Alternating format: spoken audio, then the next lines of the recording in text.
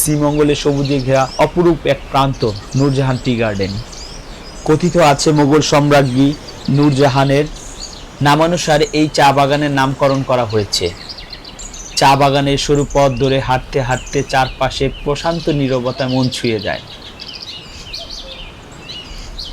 এখানকার শ্রমিকদের হাসিমুখ, পাতার গন্ধ আর ঠান্ডা বাতাস সব মিলিয়ে এক অনন্য অনুভূতি। এটি শ্রীমঙ্গলে অন্যতম বৃহত্তম চা বাগান। শ্রীমঙ্গলে বাংলাদেশের সবচেয়ে বেশি চা বাগান, তাই তো শ্রীমঙ্গলকে সবাই বাংলাদেশের চায়ের রাজধানী বলে। নিরিবিলি পরিবেশ, মনোমুগ্ধকর প্রাকৃতিক দৃশ্য সব মিলিয়ে নূরজাহান টি গার্ডেন নিঃসন্দেহে বর্তমানে শ্রীমঙ্গলের সবচেয়ে আকর্ষণীয় স্থান।